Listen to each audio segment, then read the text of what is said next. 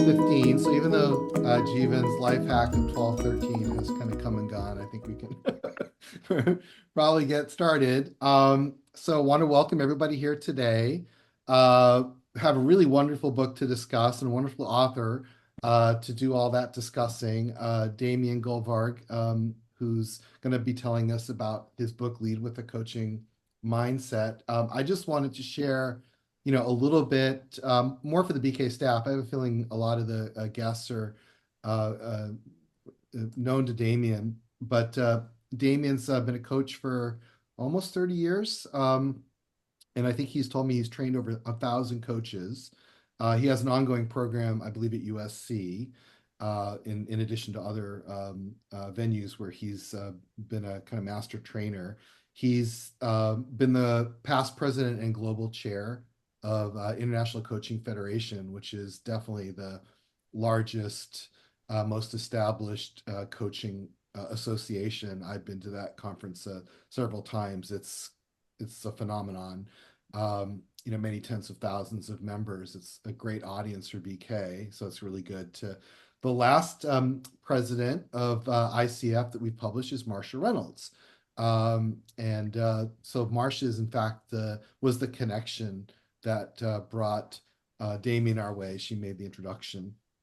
And Damian this is actually not Damian's, I'm not even sure it's his first book in English. He's had another book translated into English, but he has 5 books, I believe, published in Spanish, one of which is kind of the precursor to this book, although we're kind of doing a lot of work on it. And it's kind of along the same process. I just want to say that I've worked on probably hundreds of leadership books in my career, and many of them seem to kind of have this almost mystical quality to them. We versus me. You get into these philosophical kinds of, I don't know, stances around, how to be a good leader. What I love about this book is it's got this very crystal clear model, which is the competencies that Damian helped design to make great coaches, in many cases make great leaders. The kinds of things around ethics and listening are skills that coaches use every day to help people without bossing them around or ordering them, and leaders can kind of use those same skills to reach a higher level. So if you want to be a leader who learns from coaches, this is your book. With that, I turn things over to Damian. I believe Damian's in Southern California when he's joining us, and so I can see the sunshine. And over to you, Damian. Great. Let me add here my spotlight so people can see me better. And I will remove yours. Okay, so welcome everybody. Thank you for having me today. If you're wondering, my accent is from Argentina, and I moved to Los Angeles, where I still live 35 years later. And I want to share with you briefly about me for people who do not know me, and a little bit about the book that we're going to be publishing next year.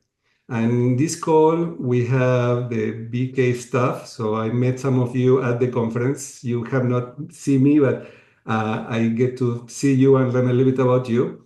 And also I have here my partner, my friends, my colleagues, some of the people participating in my classes. So I want to thank you for sharing the space with me today. So when I was asked to introduce myself and to share about the book, what I thought maybe would be a good idea to tell you briefly about all of the books that I have published over the years. There are 10. So this book with BK will be my book number 11. And I was told not to talk too much about it because it's only 30 minutes. But I was thinking about stories, and sometimes we remember stories. And I think this story, and I didn't share with many of the people who know me, that when I was 10 years old, I was asked by the parents of a friend of mine what I wanted to be when I grow up, what I wanted to do. And I shared, I wanted to be a writer. And they look at me funny, and they say, well, I said, why do they look at me so funny? Because for a 10 years old, was not very common to share that I want to be a writer. And at that time, I used to read a lot. So both of my parents are psychologists, and I followed them to be a psychologist like them. and they later followed me to be a coach. So they are 80 and 81. They still working as coaches, and they're my role models. Like I think that I will keep doing that forever, like they are. And later in life, when I studied psychology, I moved to the United States, and I took a class at UCLA, University of California, Los Angeles. UCLA was a program about how to pitch a book, how to present a book to a publisher. So when I had to go through that class, I had to also work on a book, and I thought I would be putting together some essays that I wrote over the years. But I changed my mind, and I wrote my first book that it was called Pasos para el Éxito.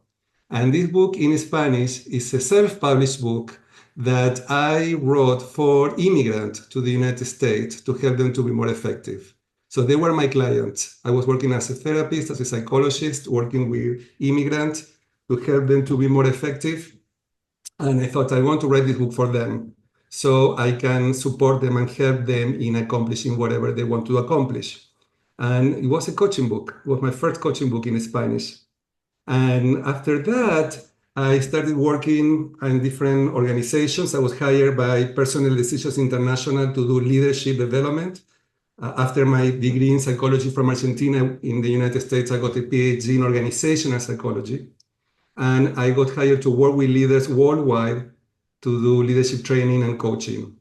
And over the years, they sent me I worked 2 years as a full-time employee and then another 10 years as a cadre consultant.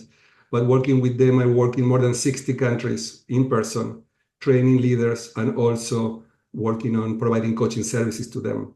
And one of the programs that I have been teaching for many years is coaching skills for leaders. And I always thought I wanted to write a book about what I'm teaching. But most of that content at that time was not mine, was the content for the company that I used to work for. And at one point, I got involved locally with the coaching organization, the International Coach Federation local chapter, and I started getting involved in the coaching community. And a colleague of mine told me, there is in Spanish, there is nothing, everything is in English. There is an opportunity to bring more content and theory and models to Latin America. Let's write a book together. So we started writing a book about coaching competencies in Spanish. And after a couple of months, he told me, I don't have the discipline, I don't have the time, I cannot do this any longer. So I said, okay. So I thought, who can I ask to help me to write this book? And I look around and I realized my mother had published in the past magazines and articles. So I offered her if she would work with me. And we wrote together my second book on coaching competencies. And this book is called Competencias de Coaching Aplicadas by Granica. This was just published by an important company publisher in Latin America, one of the main publishers on leadership and coaching. So we published this book in 2012. And this book allows in Latin America and in Spanish people to get familiarized with the coaching competency model. So we did that so that was a bestseller. So I'm going to be answering questions at the end. So we will have 30 minutes for my presentation, Mio, and then the last 15 minutes will be for questions and answers. So that was in 2012. And from that, I started writing more books about coaching just to make a difference and to contribute and to make a difference. And after that, I wrote a book about mentor coaching. So mentor coachings are the people who help coaches to develop and grow and develop by building skills. And there was nothing on mentor coaching in Spanish. So I asked my mom again one more time, would you write a second book with me about mentor coaching? And she said, yes, let's do this together. And we published our second book. It's called Mentor Coaching in Action. And this book was a precursor to a lot of other developments around mentor coaching worldwide in English, because there was not much in English either. And after that, I decided, okay, it's time for me to write a book by myself. And I decided to work on a book that would help me to train supervisors that are different than mentors. So I came up with this book on coaching supervision, and I became an advocate of coaching supervision worldwide. So coaching supervision was well developed in Europe, but not in the United States or the rest of the world.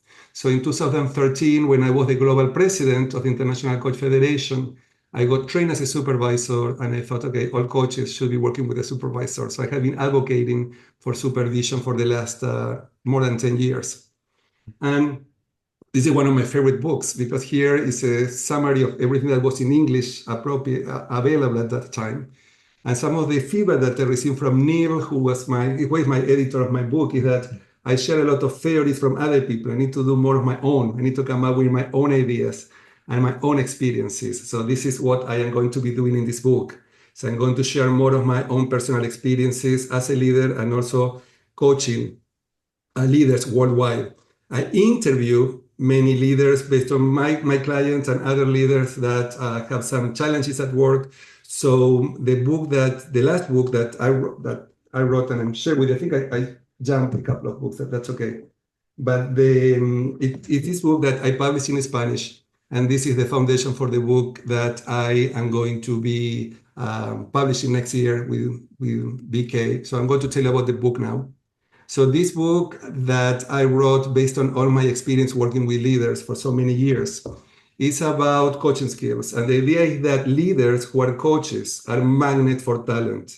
If leaders in their jobs, and we're talking about leaders can be in companies, but also can be non-profit, education, in all different areas, people have to lead and need followers, and how to lead in an effective way by using coaching skills.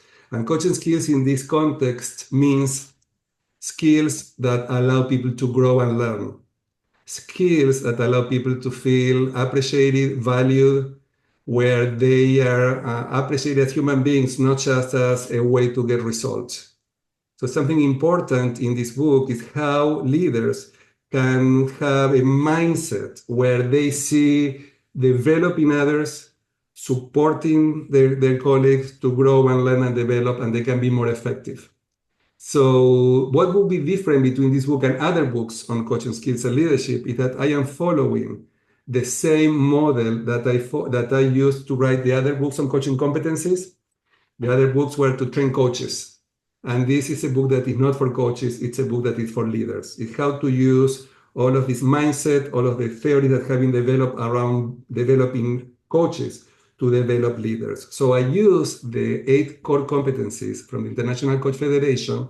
And in this book, I have one chapter for each of the competencies. So there is one competency about coaching agreements and contracting, one about ethical issues, one about coaching presence, how we can be present when we are coaching, building trust. We're talking about direct communication and active listening, how to listen more effectively, how to help people to get insights and learn, and how to have appropriate action plans. So each chapter focuses on one of the ICF core competencies and the application to these competencies to the work of leaders. And so this is what is the book about. And I share some of my personal experiences. I share some of the experiences from the leaders that I interview for the book. Most of the leaders are leaders from all different kind of organizations and companies from all over the world. And I'm very excited about this opportunity to share all of this with leaders. I have done that in the book in Spanish. The book in Spanish is also a manual to train leaders. So when I wrote this book, I was also thinking about the training that I used to teach, that I have trained thousands of leaders worldwide for many, many years because I started in 2010 doing that work. And for the version in English, we are not sure, we're not having the exercises so it's not a manual like this is more like a manual. It's less than a manual, it's more a book about leadership skills, and there are more stories what make it more interesting. So this is what is the book about. This is a little bit about my background. I was told that we still have time for questions and answers. So I was told not to be too long, so I ended being shorter in my presentations with the goal not to extend myself. But I gave you some key ideas about who I am, about my experience, about the book. And we may have this session maybe longer for questions and answers that I thought when I prepared the presentation. So we can use this next minute to answer any questions you may have about the book or about my experience or anything that came up. We can have more like a dialogue. So now we can open to questions. So I'm going to remove my spotlight so we can all see each other. Neil, anything you want to add? And I want to thank here Roger, who's going to be helping me to do the last version of the book. We're going to revise. The book was translated to English and changed from the original version.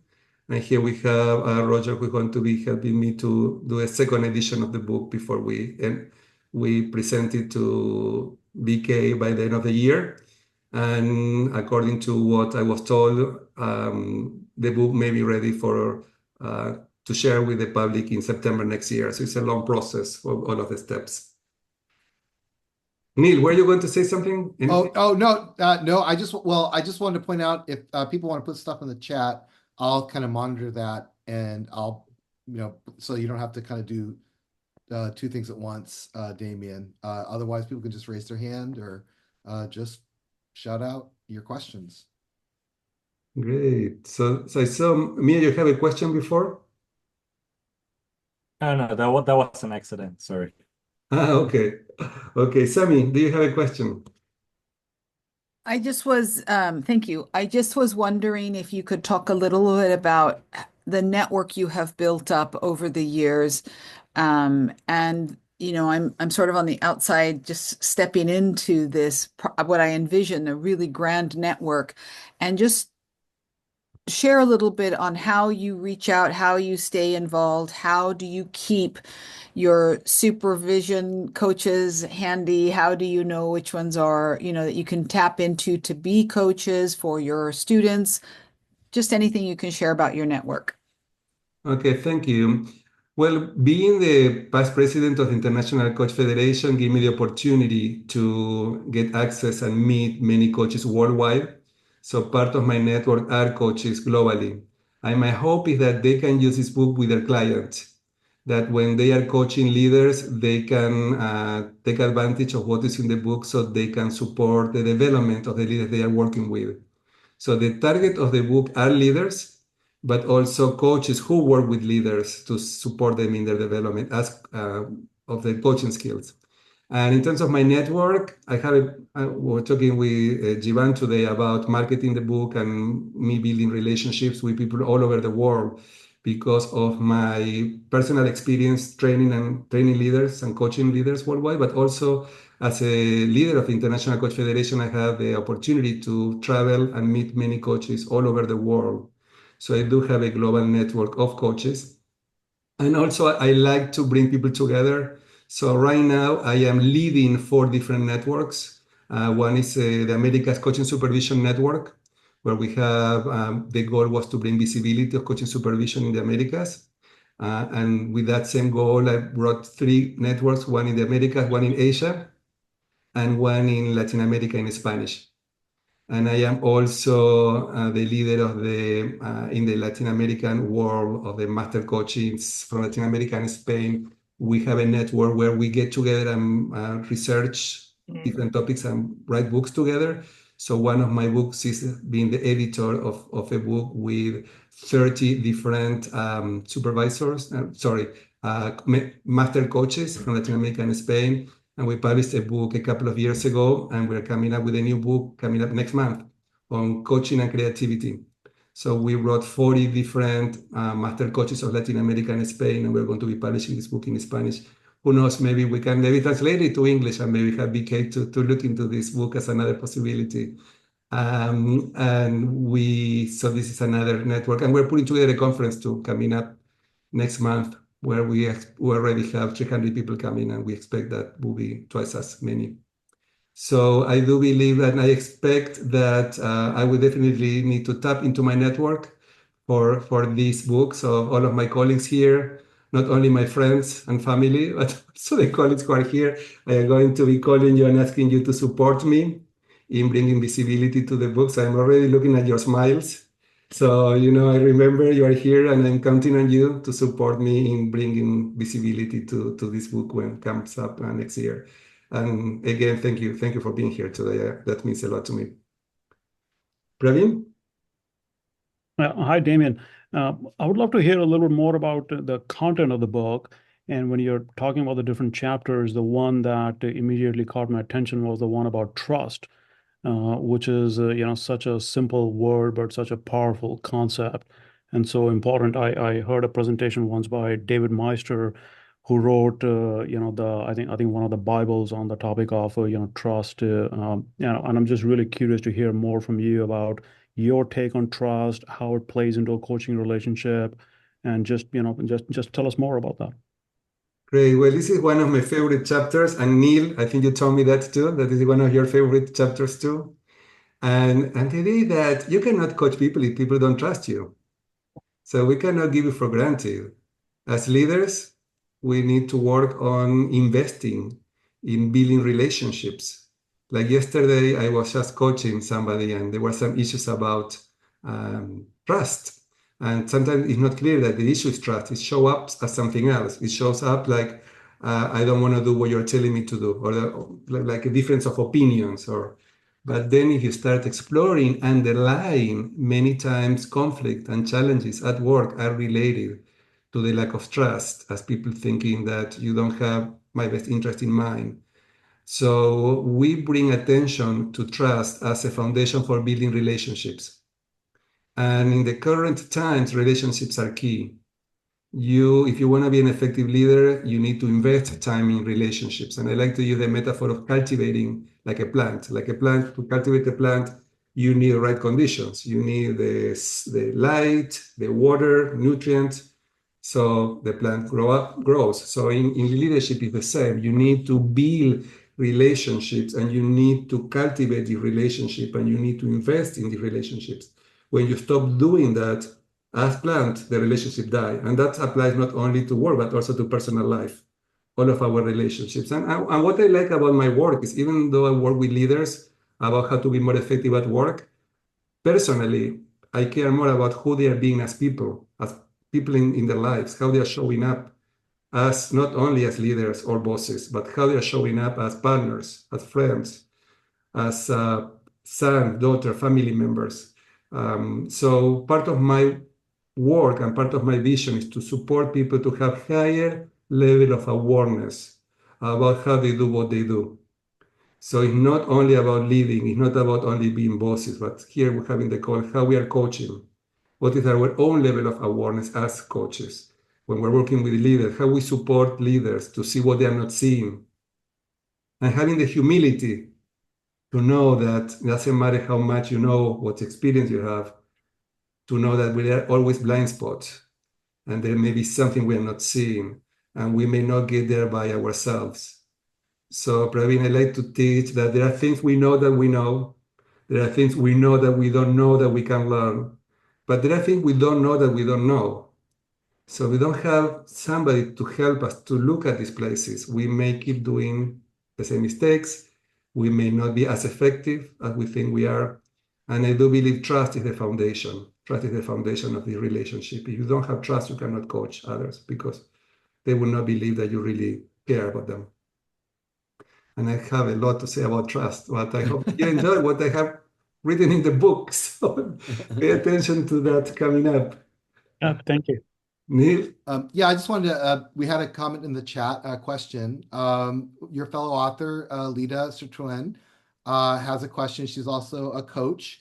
And she said, I've seen leaders change their outlook and approach in the past 10 years, especially post-COVID. What's your experience about how the outlook on leadership has changed? I think that's pretty much a theme in the book. So Yes. we're serving Thank that you. up to you right here. Yeah. Lida, thank you for asking me that question. And by the way, I have your book next to mine. I went to your presentation. I want to just take advantage to talk about her book on the new rules of influence for my colleagues. So I had the opportunity to go to your presentation at BK. I really love it. And the book originally was going to be called The Post-COVID Leader, because I started writing the book before COVID, and then we had COVID. And then I thought, okay, things have changed. So let's see whatever we need to adjust, and let's call the book Post-COVID Leadership.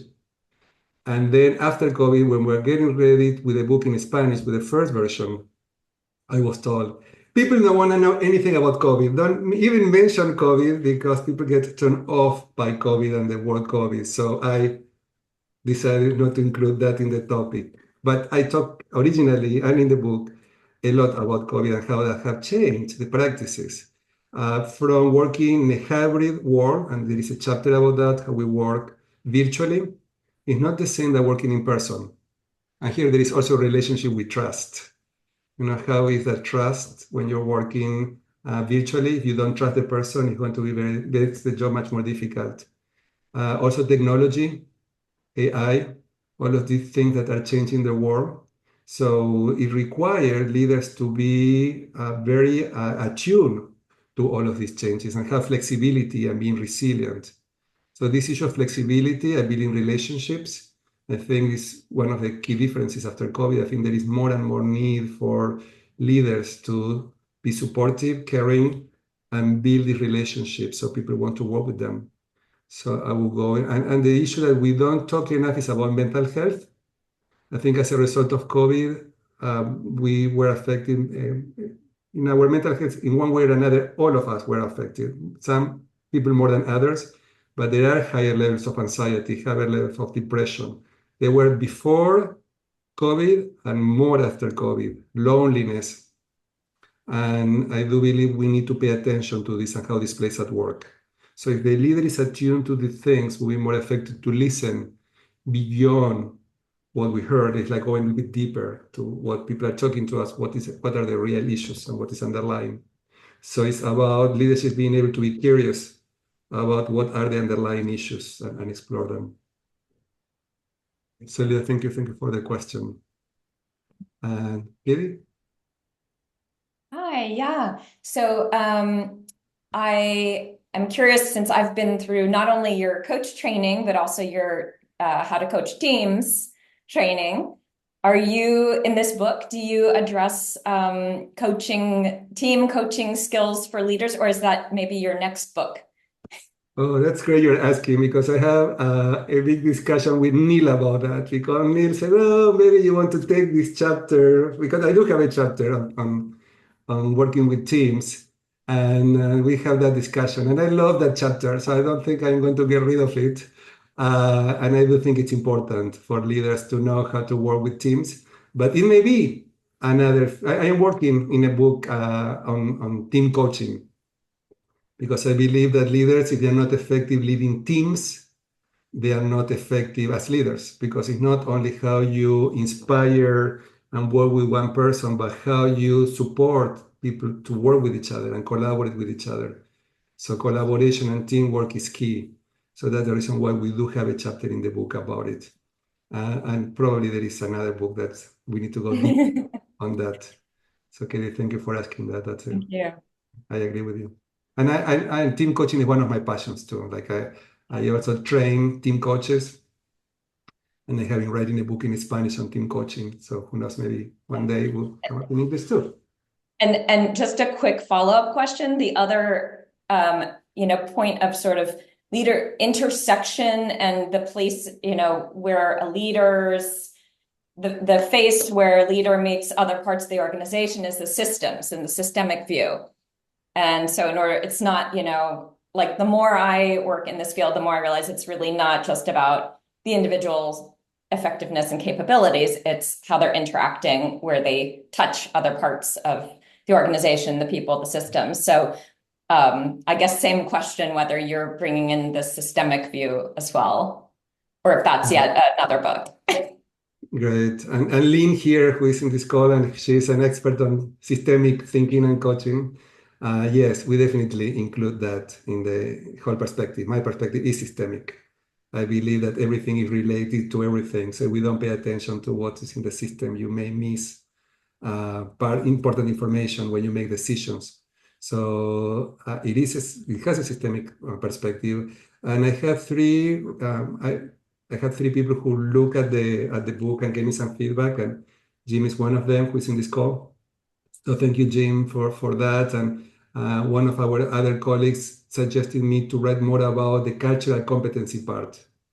And I am thinking about that, because people who know me, you also know that I do care a lot about that piece, how to bring culturally competent in terms of being aware about how diversity plays at work.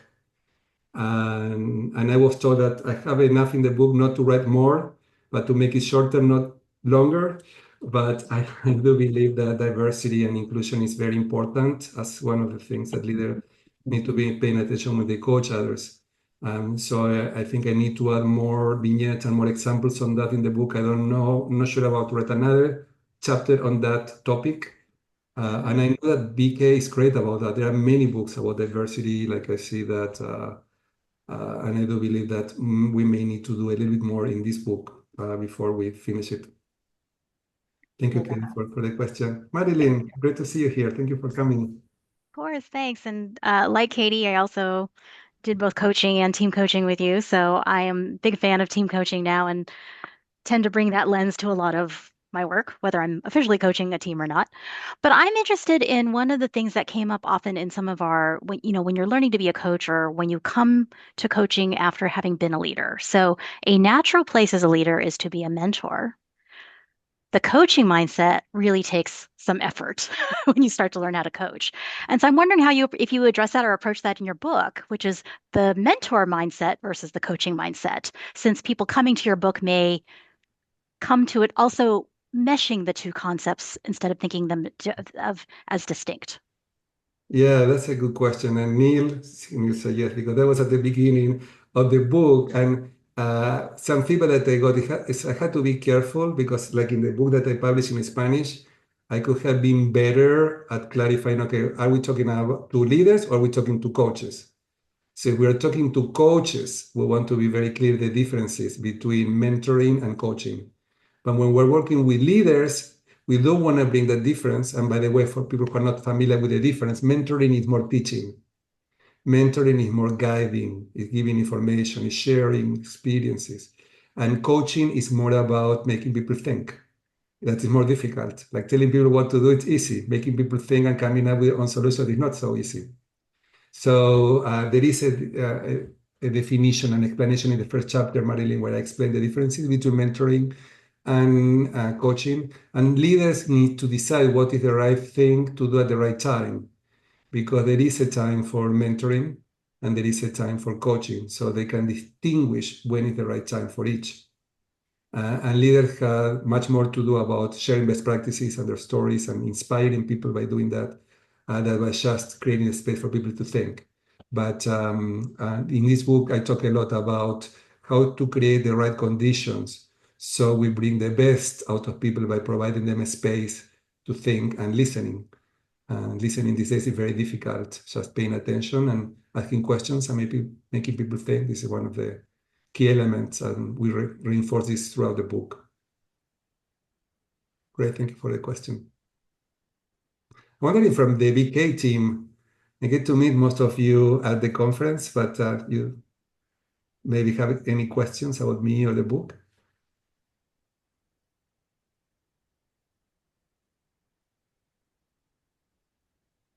Well, I'm going to throw one quick question out to you, Damian, because I think it's one thing you do cover, and I think it's interesting to note that you do make the distinction between coaching and leading.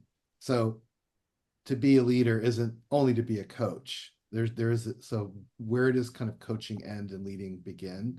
I think that's kind of an interesting question. Sarah did post a question while I was yapping there, so we'll go to Sarah's question when you're done with that discussion.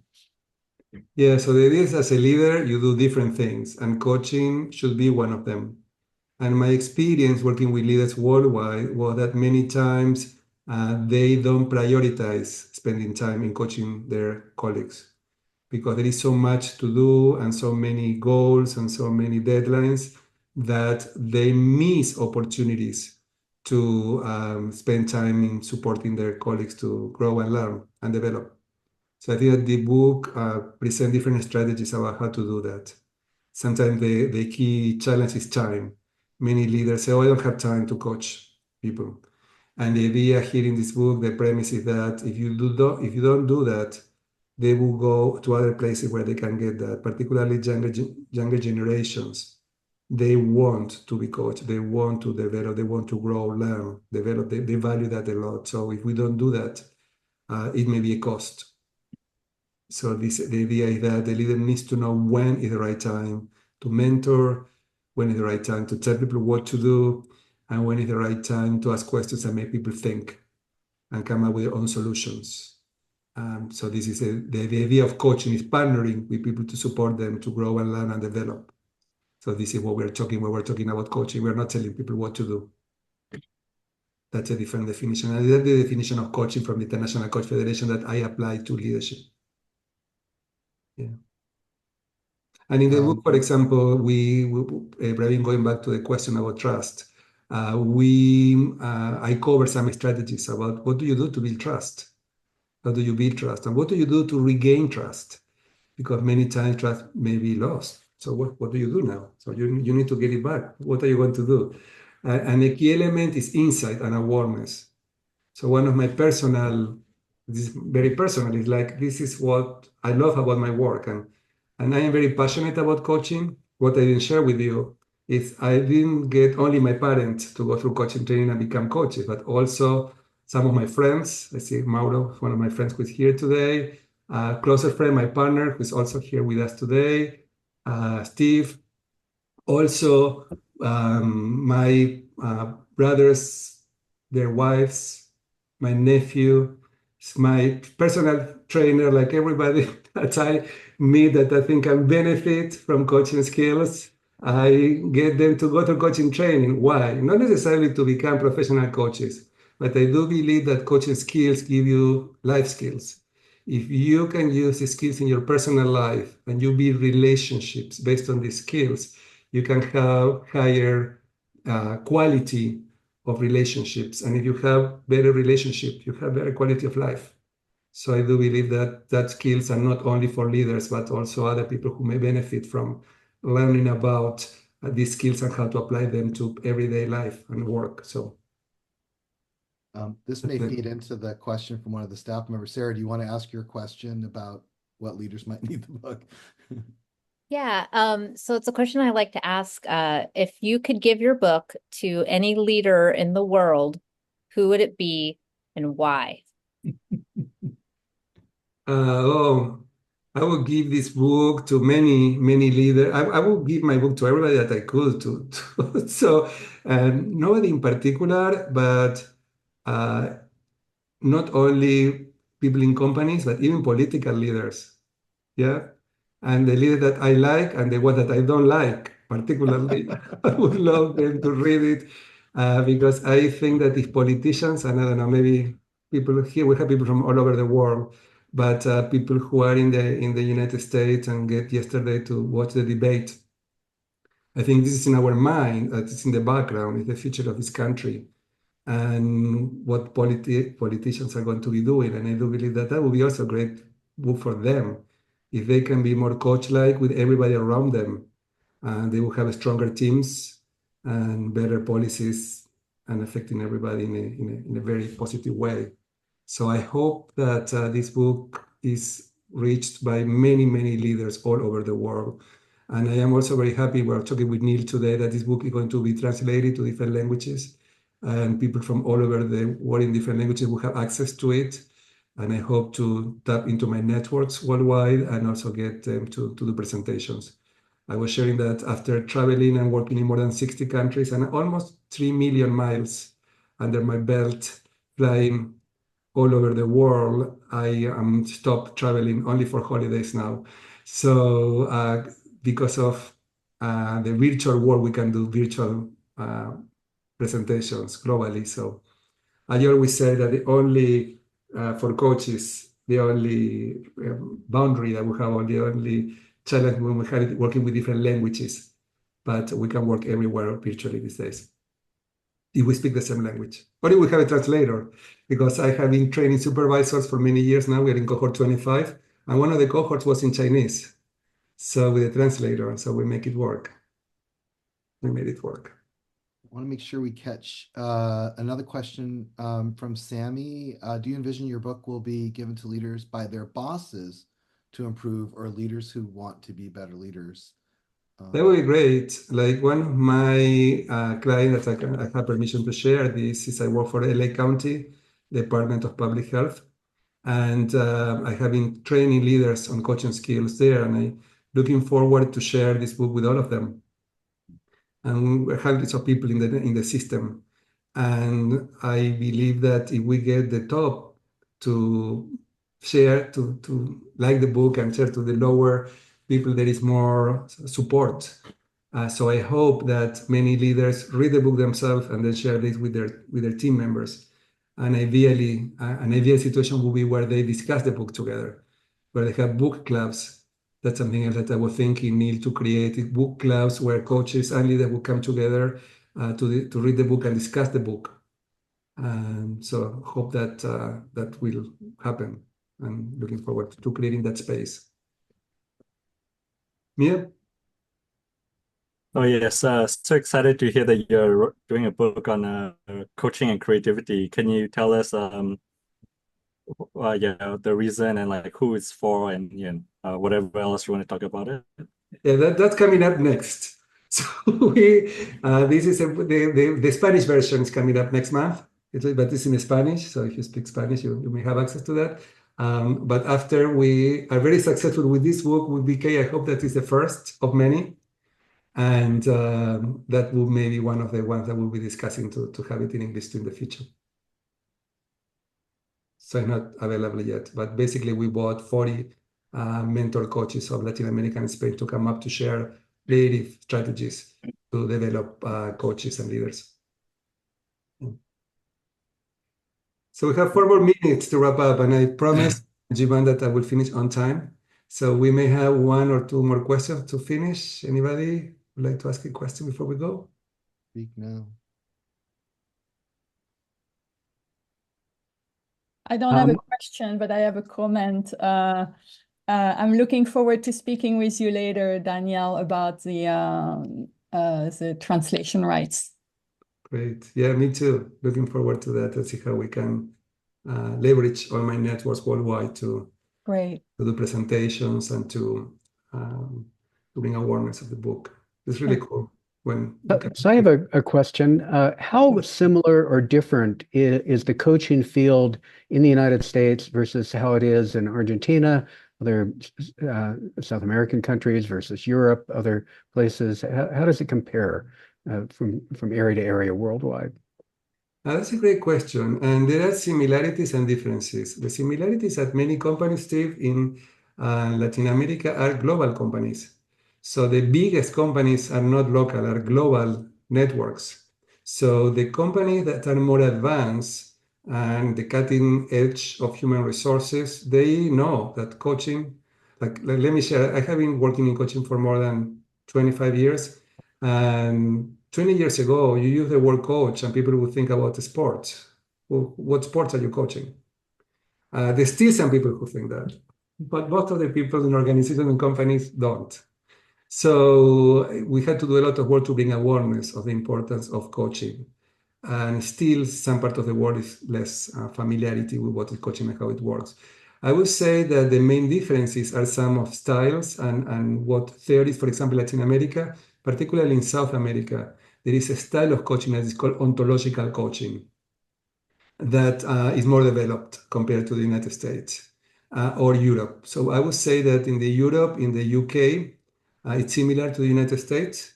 Sometimes the UK goes ahead of the United States in the coaching field, like in supervision, for example. But the similarities is that at the company level, in organizations and leaders getting trained on coaching skills or working with coaches is a global phenomenon. So it's globally similar. And then what may be different is how coaches are trained. But for example, for the International Coaching Federation, that I was the global president, that is the bigger coaching association in the world, all coaches, it doesn't matter where you live, you still need to demonstrate the same coaching skills. So it's expected that what you do as a coach is the same no matter where you live in the world. And then there are differences that are cultural and local, and you need to adjust and be flexible. But I don't know if I answered your question. But oh, no, good, great, very helpful. Thank you. So we're down to our last minute. I love this will be our last question, but it's my favorite question. It's Katie asking, how can we support you best? What should we do to help you when this book comes out next year? Well, first, I want to thank all of my colleagues and friends and family members who are here to support me. It means a lot to me. And I will be asking you, like I need your support. So if you can let people know about the book, Since you're here today, I may ask you to help me. Like I had a meeting before about the cover of the book with Ashley, and I may ask you to help me to choose or to give me your feedback about the cover if you're willing to do that. And then I will ask you to support me with your own social media and with your own networks to let people know about this book.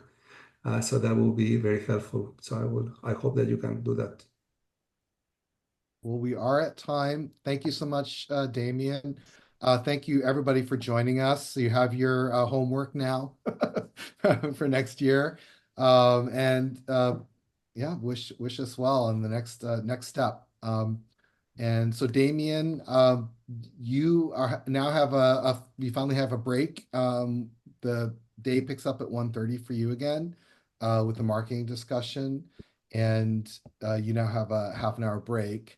But we ask you not to, as we told you like a million times by now already, don't close your calendar. I'm not going anywhere. Yeah, great. So thanks, everybody. And Praveen, thank you for being here. That means a lot to me that you make the time to be here. Jim, Andrea, Cheryl, good to see you. Thank you. Always Yeah, good to have the all three of reviewers your on the call. reviewers came. That I don't know that's ever happened before. So Thank you. that's pretty good. Hi, thanks so much. Good to Thank see you. you. Thank you, Cheryl. Appreciate it. Oh, hey, Nice to Jim. see you. Take care.